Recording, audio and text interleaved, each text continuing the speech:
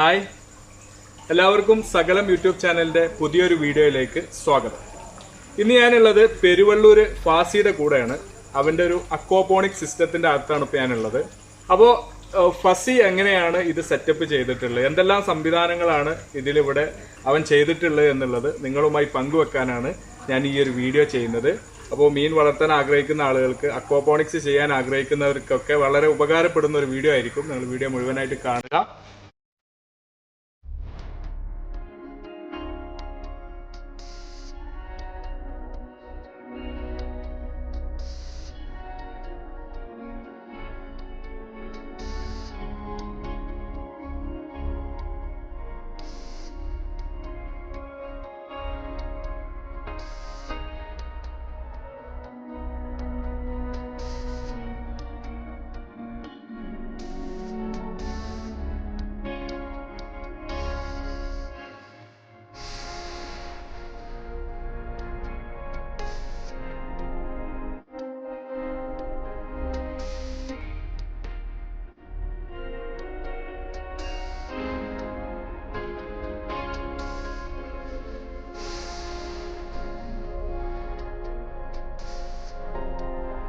ഇവിടുത്തെ പച്ചക്കറിയൊക്കെ വിളവെടുപ്പ് കഴിഞ്ഞതാണ്. അടുത്തൊരു ബാച്ചിന് വേണ്ടി സെറ്റ് ചെയ്തുകൊണ്ടിരിക്കുകയാണ് ഫാസി.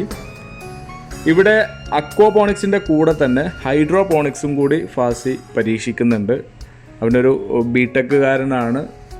തൻ്റെ ബിസിനസ്സിലുള്ള ടാങ്കും, ഒഴിഞ്ഞെടുക്കുന്ന ടാങ്കും, ഒരുപാട് വെള്ളം ആവശ്യമുള്ള ഒരു ബിസിനസ്സാണ് അവരത്. ബ്രിക്സ് ഉണ്ടാക്കുന്ന കമ്പനിയാണ്.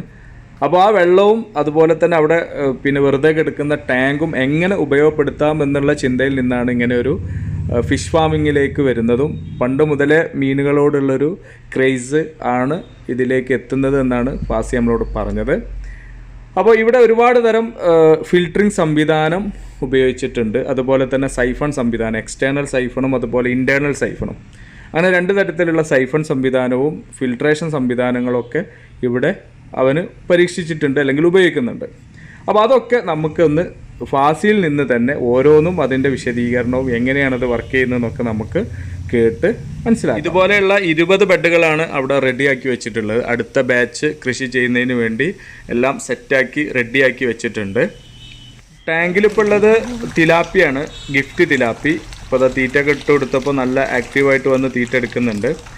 സാധാരണ ടാങ്ക് ഉണ്ടാക്കുന്നത് പോലെ തന്നെ 4 ഭാഗങ്ങളിൽ നിന്ന് നടുവിലേക്ക് ഒരു സ്ലോപ്പ് ഇട്ട് നടുഭാഗം കുറച്ച് കുഴിയായി നിൽക്കുന്ന രീതിയിൽ തന്നെയാണ് ഫാസി ഈ ഒരു ടാങ്ക് സെറ്റ് ചെയ്തിട്ടുള്ളത്. അപ്പോൾ നമ്മൾ ഈ ടാങ്കിന്റെ ഏറ്റവും സെന്റർ ഭാഗത്ത്, നമ്മൾ സാധാരണ പറയുന്ന പോലെ തന്നെ സെന്റർ ഭാഗത്താണ് കുഴിച്ചിരിക്കുന്നത്. ആ ഒരു സ്ലോപ്പിലാണ് പോണ്ട് സെറ്റ് ചെയ്തിട്ടുള്ളത്. അവിടേക്കാണ് ഈ ഒരു പൈപ്പ് പോയിട്ടുള്ളത്. അവിടുന്ന് ഈ മോട്ടർ വെച്ചിട്ട് വേസ്റ്റ് മൊത്തം വലിക്കുകയാണ്. അത് അങ്ങനെയാണ് ഒന്നാമത്തെ ഒരു ഫിൽറ്റർ. അത് എവിടേക്കാ പോകുന്ന വേസ്റ്റ്? അത് നേരെ പുറത്തേക്ക്, പുറത്ത് വേറെ പോണ്ടായിട്ടല്ല, ഇങ്ങനെ ചില അങ്ങനെ കട്ട, അതിന്റെ ബിസിനസ് കട്ടാണല്ലോ, അത് നനക്കാനും. അത്ര സോളിഡ് വേസ്റ്റ് അധികം ഉണ്ടെങ്കിൽ പുറത്തേക്ക് പോയി. ചെറിയൊരു വെള്ളം പുറത്തേക്ക് കളയണ്ടെന്ന് വിചാരിച്ചിട്ടാണ് ഓവറായിട്ടുള്ള വേസ്റ്റ് പോകുന്നത് പുറത്തേക്ക് പോകും. അതിന്റെ പുറമെയാണ് ഞാനിങ്ങനെ ഫിൽട്രേഷൻ ഇങ്ങനെ രൂപകൽപ്പന ഉണ്ടാക്കിയത്. ഇതിൽ 4 ടാങ്കേ ഉള്ളൂ. ഈ 4 ടാങ്കിൽ നിന്ന് ഫസ്റ്റ് ഈ 4 ടാങ്കിൽ എന്തെല്ലാം പറഞ്ഞുതരാം. ഇതിൽ ബയോബോളാണുള്ളത് ഫസ്റ്റ് ടാങ്കിൽ. സെക്കൻഡിൽ MBWare ഉള്ളത്.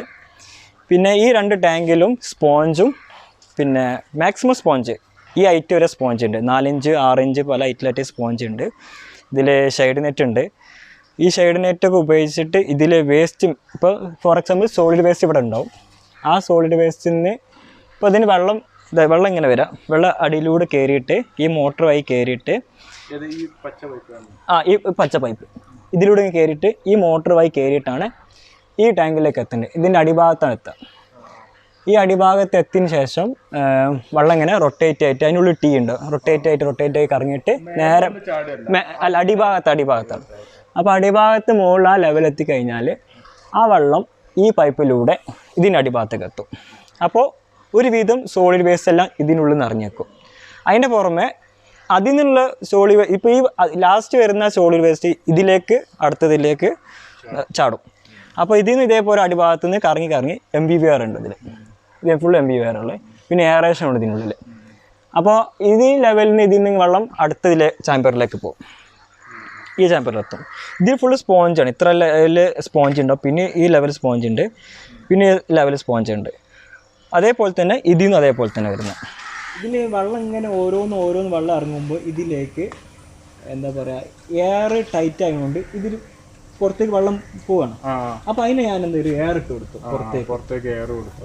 ഇത് വലിയൊരു ബുദ്ധിമുട്ടുള്ള കാര്യമാണ്. കാരണം വെച്ചാല് ഈ വെള്ളം എല്ലാം ബുദ്ധിമുട്ടായിരുന്നു, അതല്ല ഇത് ഇല്ലാതെ വെച്ചു.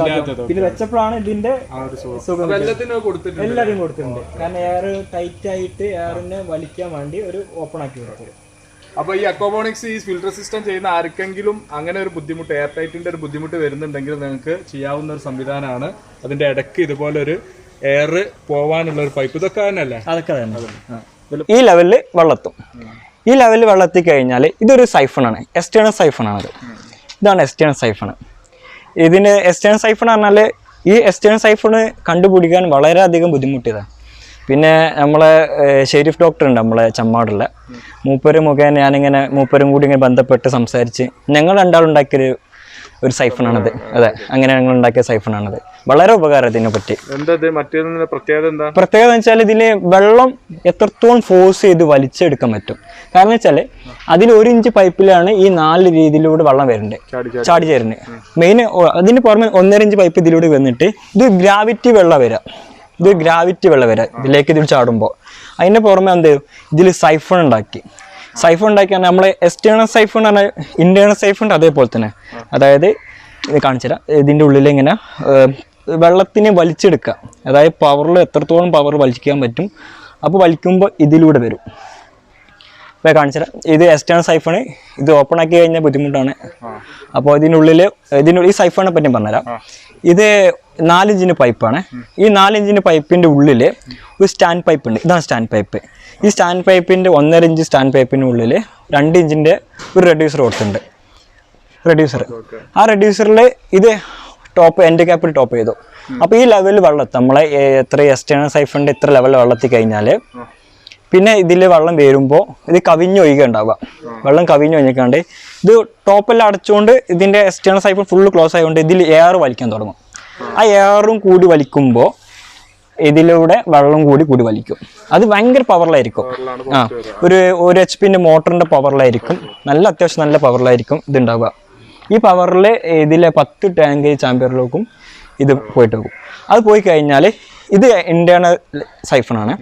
ഇന്റേണൽ സൈഫൺ പറഞ്ഞാൽ ഇതിൽ 4 ഇഞ്ച് പൈപ്പും പിന്നെ 2 ഇഞ്ചിൻ്റെ പൈപ്പും അതിൽ എൻഡ് ക്യാപ്പും പിന്നെ അതിൻ്റെ ഉള്ളിൽ ഒരു 3/4 പൈപ്പ് മുകൾക്ക് എത്തിയിട്ട് അതിൻ്റെ മുകളിൽ ഒരു 1 ഇഞ്ചിൻ്റെ ഒരു മുകളിൽ വെള്ളം വലിക്കാൻ വേണ്ടി ചെയ്തിട്ടുണ്ട്. അങ്ങനെ ഇതിൽ വെള്ളം നിറഞ്ഞു കഴിഞ്ഞാൽ എല്ലാവരും ശ്രദ്ധിക്കുന്ന വലിയൊരു ഇമ്പോർട്ടൻ്റ് പറഞ്ഞാൽ അക്വപോണിക് ചെയ്യുമ്പോൾ 2 ഇഞ്ച്, അതായത് 2 ഇഞ്ച് വെള്ളം എപ്പോഴും ഡ്രൈ ആയിരിക്കണം. നമ്മളെ ചെടീൻ്റെ തണ്ടിൽ നിന്ന് 2 ഇഞ്ച്. കാരണം വെച്ചാൽ പച്ചക്കറി കൂടുതൽ വിളവെടുപ്പ് ഉണ്ടാകാൻ വേണ്ടി. കാരണം എന്താ വെച്ചാൽ ആ സമയത്ത് ആ തണ്ടിൻ്റെ ലെവൽ വെള്ളം എത്തിക്കഴിഞ്ഞാൽ ആ തണ്ട് വെള്ളം എത്തലും അത് ചെയ്യാൻ ഒരു സാധ്യതയുണ്ട്. അതായത് വെള്ളത്തിൻ്റെ അതും ആ തണ്ട് പെട്ടെന്ന് കേടുവരാൻ ചാൻസ്. അപ്പോൾ ആ തണ്ടിൽ നിന്ന് ഒരു 2 ഇഞ്ചും കൂടി മെറ്റൽ ഡ്രൈ ആയി നിൽക്കണം. അപ്പം നമ്മൾ വെള്ളം ഇവിടെ ഇറ്റി കഴിഞ്ഞ് വെള്ളം വന്നു കഴിഞ്ഞാൽ ഡ്രൈ ആയി നിൽക്കാം. ഈ വെള്ളം ഏകദേശം ഈ സൈഫണിൻ്റെ 2 ഇഞ്ച് താഴത്തിലായിരിക്കും ഉണ്ടാവുക. ആ 2 ഇഞ്ച് വെള്ളം എത്തിക്കഴിഞ്ഞാൽ ഏകദേശം ഈ ലെവൽ വെള്ളം ഉണ്ടാവും. ഈ ലെവലിൽ ബാക്കി ഡ്രൈ ആയിരിക്കും. എന്നിട്ട് പിന്നെ ഇതിലൂടെ 3/4 പൈപ്പിലൂടെ ഈ വെള്ളം എല്ലാം സൈഫൺ ആയി കഴിഞ്ഞാൽ ഇതിലൂടെ ചാടും, ഈ പാത്തിലേക്ക് ചാടും. ഇത് സെപ്പറേറ്റ് കൊടുക്കാൻ കാരണം വെച്ചാൽ ഇത് എല്ലാം കൂടി ലിങ്ക് ആക്കുമ്പോൾ ഏതെങ്കിലും ഒരു സൈഫൺ കറക്റ്റായി വലിച്ചു കഴിഞ്ഞാൽ, അതായത് ഏതെങ്കിലും സൈഫൺ വലിച്ചു കഴിഞ്ഞാൽ അതിൻ്റെ പുറമെ ഈ വെള്ളം അതിലൂടെ കൂടെ വലിക്കണം. അപ്പോൾ അതുകൊണ്ട് നമുക്ക് അറിയാൻ കഴിയുന്നില്ല ഇതിൽ ഏതെല്ലാം ഇതിൽ വലിച്ചു പോകുന്നുണ്ടെന്ന് പറയാൻ കഴിയുന്നില്ല. അപ്പോൾ അതിന് ഞാനിങ്ങനെ ഓരോന്നായിട്ട് 20 ടാങ്ക് ഉണ്ട്. 20 ടാങ്കിലേക്ക് ഓരോന്നും. അപ്പോൾ നമുക്ക് ഇവിടെ നിന്ന് അറിയാൻ കഴിയും ഏതൊക്കെ സൈഫൺ അയക്കണ്, ഏത് സൈഫൺ ആളുള്ളതെന്ന് മനസ്സിലാക്കാൻ കഴിയും. ആ വെള്ളം എല്ലാം കൂടി നടുഭാഗത്ത് നേരെ പോണ്ടിലേക്ക് പോവാണ്. നേരെ പോണ്ടിലേക്ക് പോകാം. ഫിൽട്രേഷൻ ടാങ്കിൽ നിന്ന് ഒരു ലൈന് നേരെ താഴെയുള്ള ബെഡിലേക്കും കൊടുത്തിട്ടുണ്ട്. അതിൻ്റെ ലൈനാണ് ഈ കാണുന്നത്. ഇത് കല്ല് വെച്ചുണ്ടാക്കിയിട്ടുള്ള ബെഡാണ്. ഈ ബെഡിൽ നിന്ന് പോണ്ടിലേക്ക് പോകുന്നതും എക്സ്റ്റേണൽ സൈഫണിൻ്റെ സഹായത്തോടു കൂടിയാണ്. നല്ല പവറിൽ ഫോഴ്സിൽ വെള്ളം പോകുന്നതിന് വേണ്ടിയിട്ടാണ് ഈ ഒരു സംവിധാനം അവർ ഉപയോഗിച്ചിട്ടുള്ളത്. അതുപോലെ തന്നെ ഫിൽട്രേഷൻ ടാങ്കിൻ്റെ ഓവർഫ്ലോ ലൈന് ഒരു പൈപ്പ് ഇട്ടിട്ട് ചെറിയ 2 പാത്രത്തിലേക്ക് വെച്ചിട്ടുണ്ട്. അതിൽ ഒന്നിൽ ഇത്തളാണ് വെച്ചിട്ടുള്ളത്. അത് പിന്നെ പോണ്ടിലെ വെള്ളത്തിൻ്റെ pH റെഡിയാക്കുന്നതിന് വേണ്ടിയിട്ടാണ്. അങ്ങനെ അതിലൂടെ പാസ് ചെയ്യുന്ന വെള്ളം പോണ്ടിലേക്ക് തന്നെ ചാടുന്നതാണ്. അതുപോലെ മറ്റൊരു ടാങ്കിൽ സെറാമിക് ബോൾസ് ഉണ്ട്. ഇതിൽ സെറാമിക് ബോൾസ് ആണ് ഇത്.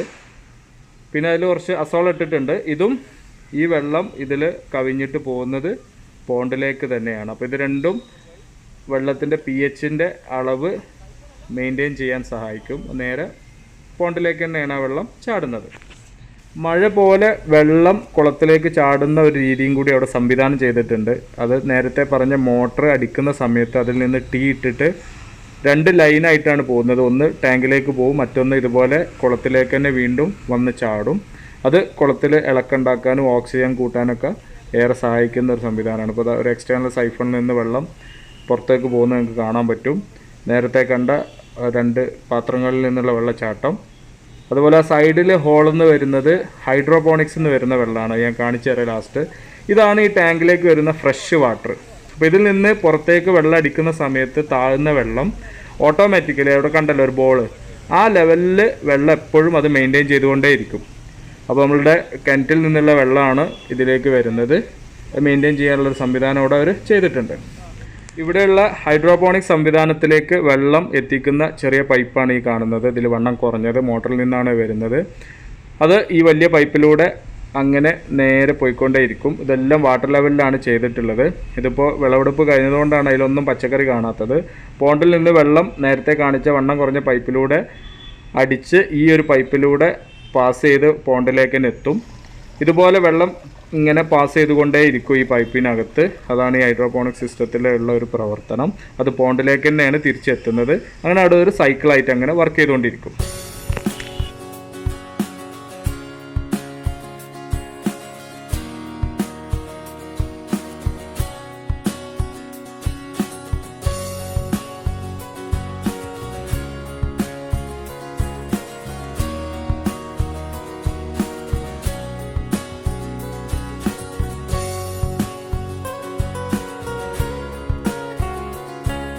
അപ്പോൾ പെരുവള്ളൂരുള്ള A1 ഫിഷ് ഫാം ഫാസിയുടെ അക്വാപോണിക് സിസ്റ്റം നമ്മൾ കണ്ടു.